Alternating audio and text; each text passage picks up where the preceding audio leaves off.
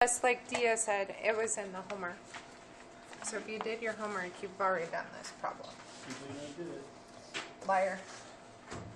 Pants on fire.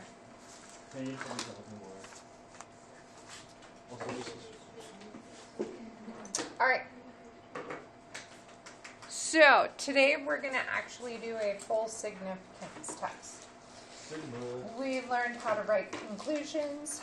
We learned about type 1, type 2 errors. We learned about power.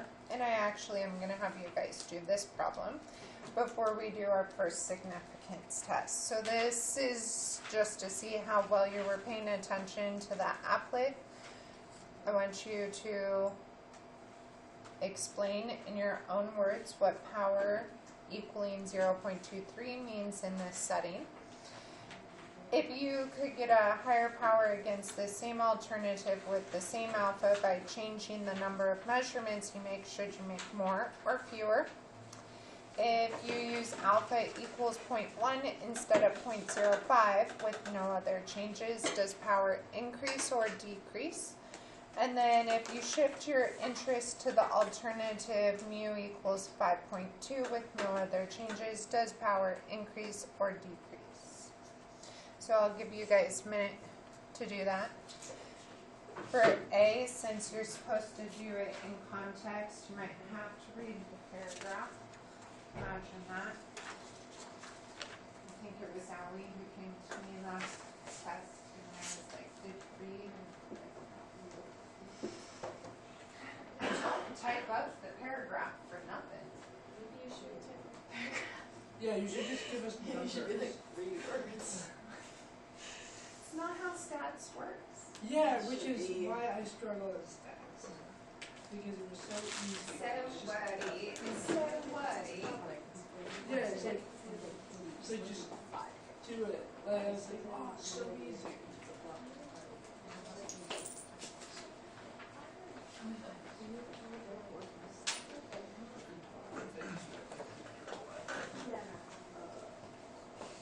So for the video,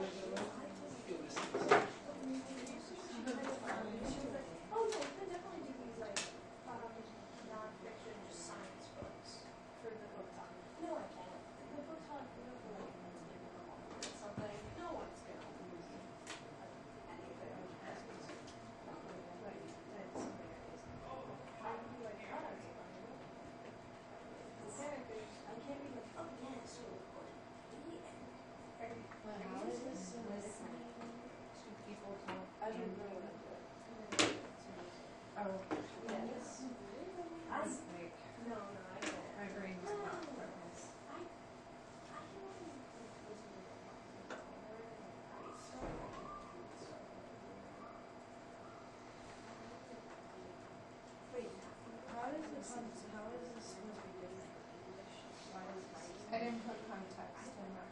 What is that way?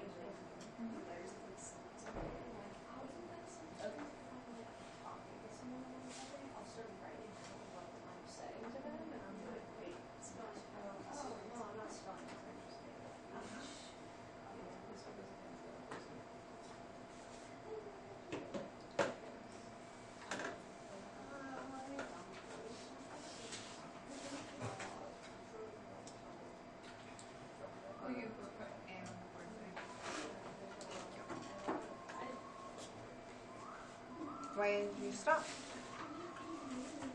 because it's a regular English class. Oh my gosh. B, C, and D like hard at all, dude. Is A right? Um, I don't know what to say here. 23%? Is it true? it's not 5. Well, Maggie's putting in the answer.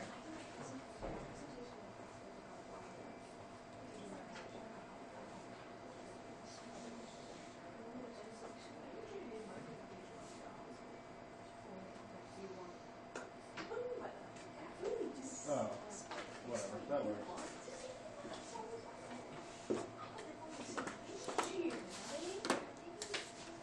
Thank you, Maggie. Alright, this is not the only way you could do A, but I liked how Maggie worded it. 23% of the time the liquid will not be suitable for its intended use, because the alternative will be true and we will correctly identify that. B. Mason, do we want to make more or less measurements? More measurement. We want to make more measurements. Increase your sample size. Colton, should we, if we use alpha being equal to 0.1 instead of 0.05, will the power increase or decrease? Increase. And let's see, Brooke. If we shift our interest to the alternative mu equals 5.2, here was our original alternative, and here's our null. Is our power going to increase or decrease? I think it's going to increase. Increase. Thank you, ma'am. We moved our alternative further away from the null, so the power of our test will increase. Like I said, today we're going to write our first significance test. We're going to state, plan, do, conclude, just like before. In this state, you need to give your hypotheses. So that means you're going to state what H null is and what HA is. You also need to define your parameters. So you're going to tell me in words what P is measuring, or mu, if we're working with means. You need to identify your significance level, which is alpha. And then the one thing I didn't put under state, but you should state, is you should tell me what your statistic is, either P hat or X bar. You just make something up? No? Oh. It'll give you a statistic in the problem. Plan, we're going to check our conditions. What are the 3 conditions? Same as last chapter. Random, normal, thank you, ma'am. Random, normal, independent. Random is usually stated in the problem. Independent. Normal, if you're working with proportions, is going to be n times p is greater than or equal to 10, and n times 1 minus p is greater than or equal to 10. If you're working with means, it'll either tell you it's normal, or if it doesn't, you want to see if your sample size is greater than or equal to 30. Or you might have the raw data, in which case you can make a graph on your calculator and check whether it's normal or not. Do, you're going to draw a picture, normal curve. You're going to give a general formula, which is that our test statistic comes from our statistic minus our parameter divided by our standard deviation.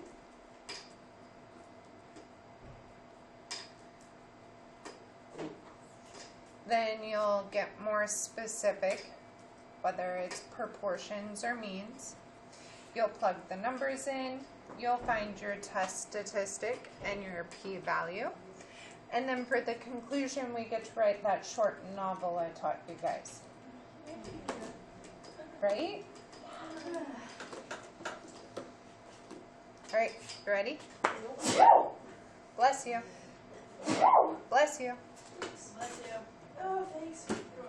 Can I flip? Nope. Oh, okay. Miss Little, why Yes. did you write an A days? I didn't. One of my students did this morning for me. And I just didn't care to fix it. Because, yeah. The times are right. That's all that matters.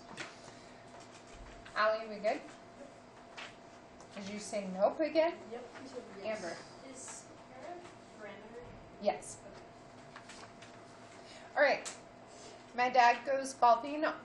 Put it down, Colton Morgan. Thank you, sir. All right, so my dad goes golfing almost on a daily basis. He claims to be an 80% putter on putts that are within 5 feet of the hole.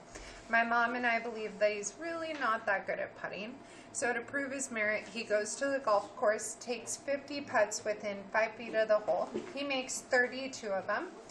We can think of these 50 putts as being an SRS of the thousands of putts that my dad has taken over the years, because seriously, my dad almost golfs daily. Does the data provide good evidence against my dad's claim? We're going to perform the appropriate significance test, and this time we're going to use an alpha level of 0.01. So, we're going to state the hypotheses. What is the claim that my dad is making? 80% putter. So am I going to use P or mu? P. It's a percent, so it's proportion. And what's the alternative? What do my mom and I think? Less than. I need to define P. That means words. I know lots of words. So P is going to estimate the true proportion of putts made, of putts within 5 feet made.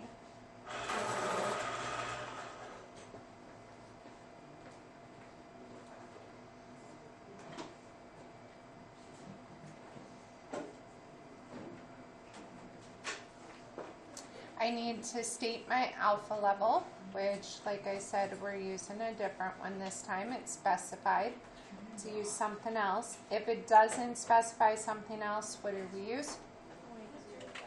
0.05. And then the thing I forgot to type up is you should identify your statistic. So my dad took 50 putts. How many did he make? And 32 out of 50 is what as a decimal?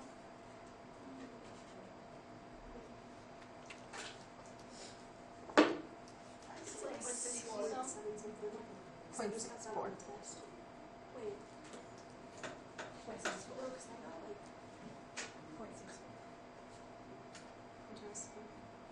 He's bad at math. Also, is it a Canvas test? Yeah. Because you can add fudge points as a teacher to Canvas tests and it won't show up to you. It'll just show up on our side. All right, any questions on the state? No. Okay, plan. We're going to check our conditions and we give our calculator function. So random tells us we can think of it as an SRS. So we're just going to put quotations around it. Normal, we're going to do N times P, which really is the number of successes. So my dad went and took 50 putts. He made 32 of them. 32 is bigger than 10.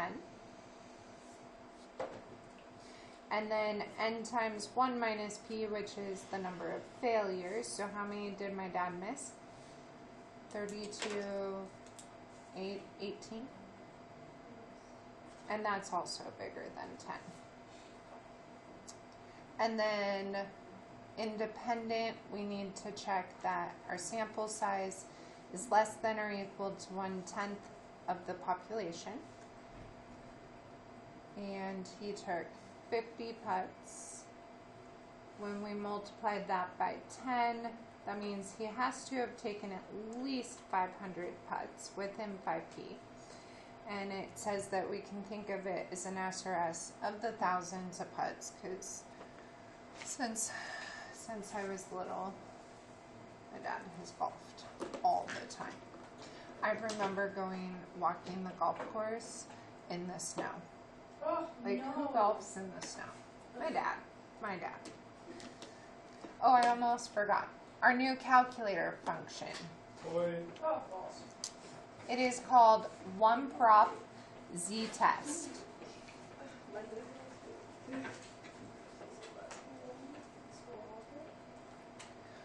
Prop is proportion. We're working with proportions, which means it's z instead of t.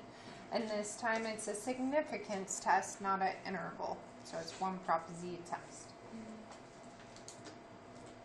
Any questions on the plan? It is a good plan. Now we're going to do. So with the do, we have to draw a picture. And that picture is a normal curve.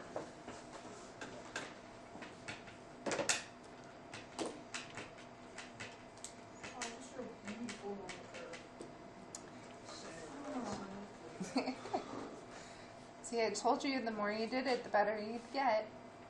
Alright, so we have our null hypothesis at the center. So that's 0.8. We need to find our standard deviations. Well, standard deviation, so then we can add and subtract 3 of it. So, let's see. I think I'm going to put it off to the side. So our standard deviation is going to come from 0.8 times 0.2 divided by 50 and then square rooted.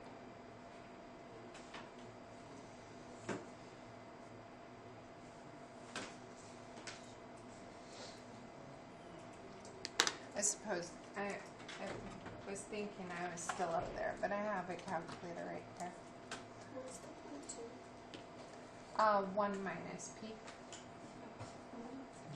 8 times 0.2 divided by 50 square rooted. So we get 0.05656. So let's go with 0.057 for rounding.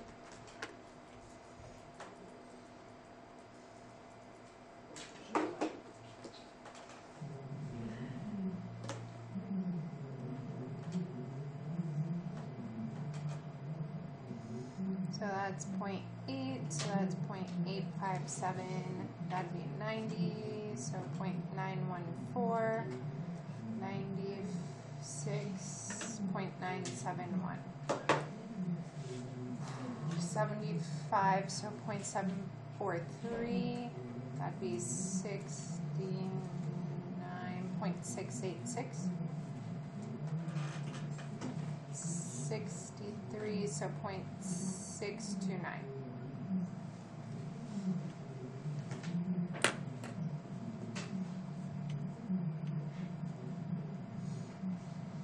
Any questions so far? Alright, so you have to write the general formula, which is test statistic, but I use stat for short, is going to be found by taking my statistic, again I use stat for short, minus my parameter divided by my standard deviation. What does that remind you of? Z-score formula, because it is our Z-score formula. Our statistic is p hat. Our parameter is p. And our standard deviation is the square root of p times 1 minus p divided by n.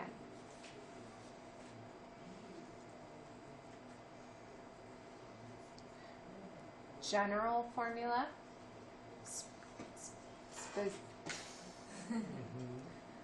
specific formula. I don't know why I struggle with that word, but I do. General, not general. And then we're going to put the numbers in. So our p hat is 0.64. Our p is 0.8. And we found our standard deviation is 0.057.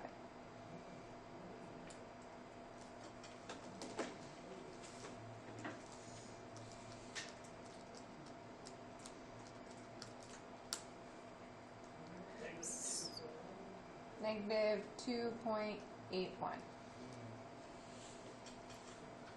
And that's our z-score. And what does the z-score tell you again? Dog. No, it doesn't How tell many- you dog. The area under. How many standard deviations is the thing away from the mean? Perfect. Gosh, Tells I'm us so how good. many standard deviations away from the mean we are. If it's a positive z-score, we're above the mean. If it's negative, we're below the mean. So if I go 1, 2, and almost 3 standard deviations below the mean, that's where I find my p-hat of 0.64.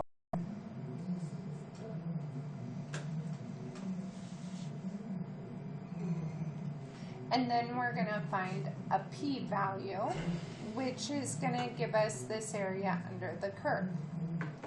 Now, we could use normal, CDF, blah, blah, blah, but we have this new calculator function that'll do it for us. So we're going to use that calculator function. Everybody okay if I put my calculator in the way? Wait, so what is the point of calculating z if you're going to do what p hat was?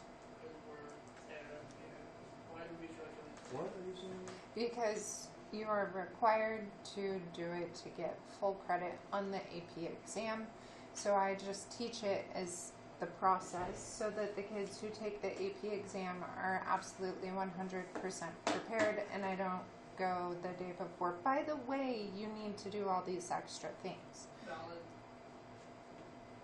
Thank you. Now I'm going to put the calculator in the way. We good? Okay.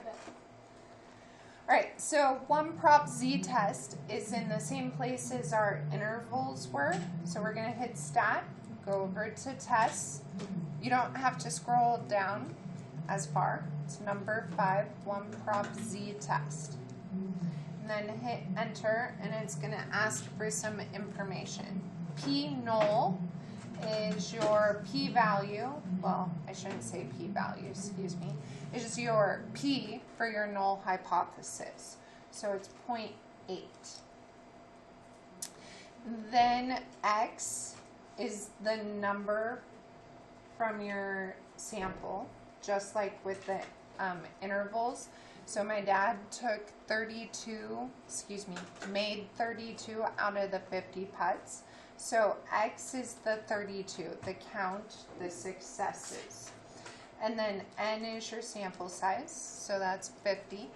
And then we have 3 choices. We can say that we think it's not equal to.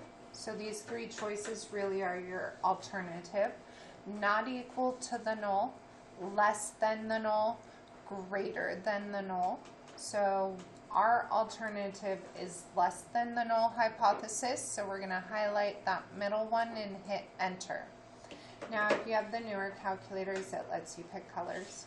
Do I say calculator or draw? Well, I'm going to show you both. I'm going to go with green. So if you hit calculate, it's just going to give you the information. If you hit draw, it's going to draw the picture for you and show you the shading. Except for, like on this one, you'll see in a minute because I'm going to have it draw. Even though my picture has shading, on the calculator, it's such a small area being shaded, it doesn't really show up. So if you hit draw, if you don't have anything in y equals or a stat plot on, it'll just go straight to the normal curve. I'm pretty sure I've got some trig functions in there. It might say, oh, see, it didn't like mine.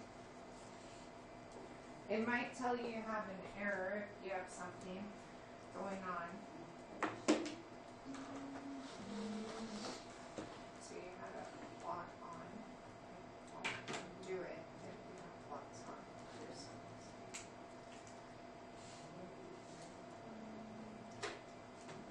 And then like mine, I don't know.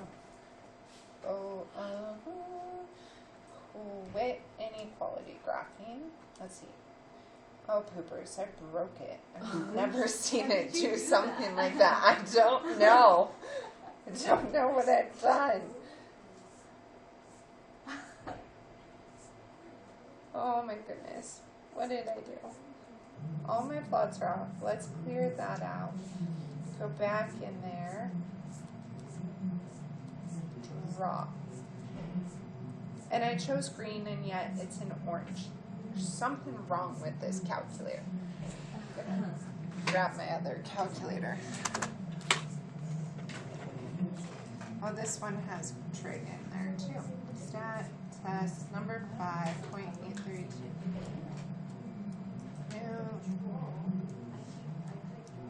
Alright, so here when I hit draw, notice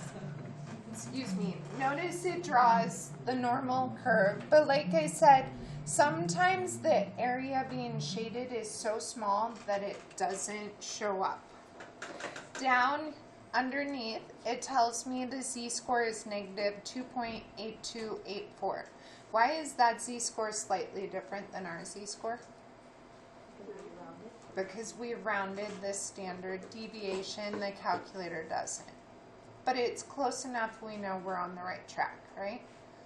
And then our p-value is this p here, and we get 0.0023. If I go back, just so you see the other, instead of draw, if I hit calculate, it just gives me the information I need. So there's my alternative hypothesis, my z-score, my p-value, oh, my p-hat, my sample size, because I can figure those out on my own, right? Did we input some of that? Yeah. I don't know. I didn't write the program, okay? So we got a p-value of 0.0023. 0.0023. And I know I have to zoom back out, sorry. And like I said, we could have done a normal CDF with a really small number, the negative 1E99.64 is the upper bound, those as our mean and standard deviation, and we should get a similar p-value. Any questions on the do? Yes, sir? No, just Oh, okay. Any questions on the do? Now comes the fun part, the conclusion. I don't have room. Allie rolled her eyes at me. She doesn't like this conclusion. Conclude.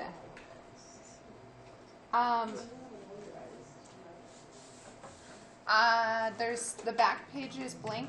Colton. Write a conclude. Yes, it is. See? It's blank. All right. Anybody remember how we start our conclusion?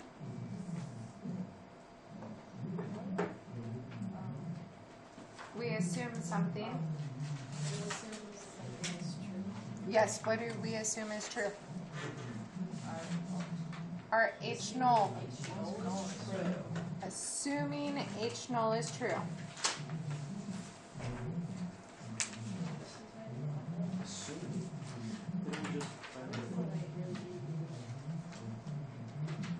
That P equals 0.8. There is a 0.0023 probability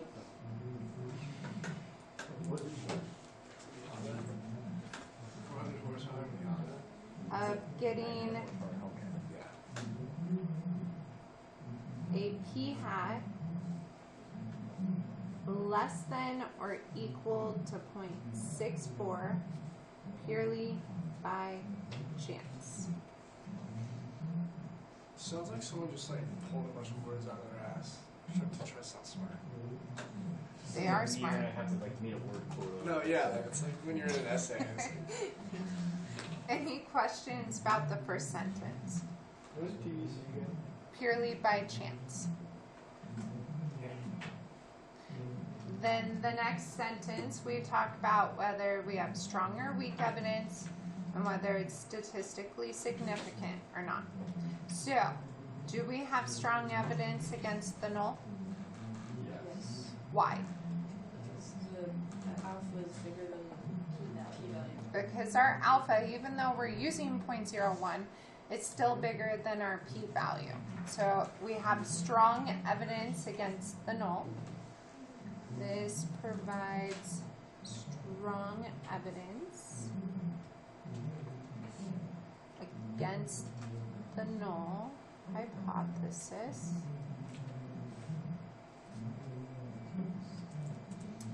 And is statistically significant at alpha level, well, I'm just going to say alpha equals 0.01 level. And sometimes, well, if you're taking the AP exam, you should put in parentheses that you know that because your p-value is less than alpha.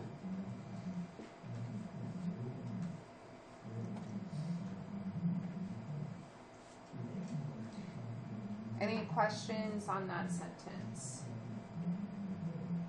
It's like stats. Yeah, statistically significant. I'm just lazy. Sorry, Megan.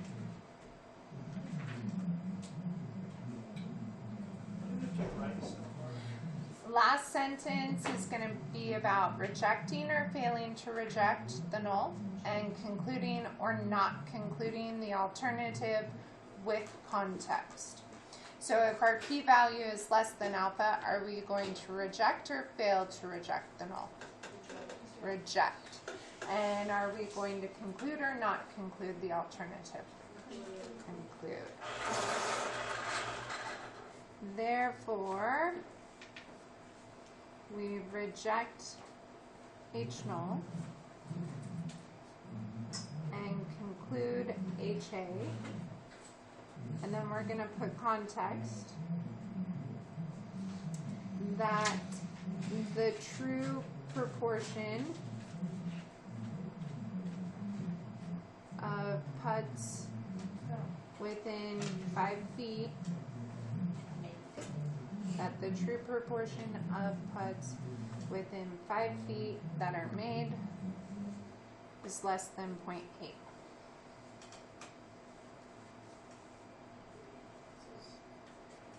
This is not torture. Do you tell your English teachers? Yes. Okay. I do. Okay. We're fine. As long as you tell your English teacher writing is torture as well. Writing is torture. We have computers. I've been doing writing since I was like 8. I think I should be done now. That'll be good too. We have keyboards. It's actually pretty We cool. also You don't get to use a keyboard on the AP exam, Mason. hold on. The AP exam is everything. I can't. Are you serious? You didn't know that? Oh god. Oh god. Excellent.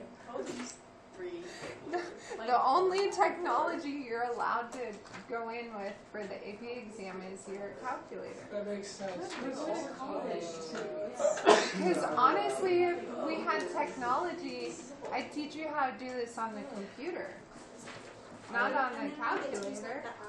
I signed up for the AP exam. I may or may not have college students. All right, what time are we out? In like 30 seconds? All right. Well, the exit task was just you guys doing state plan do conclude for that, but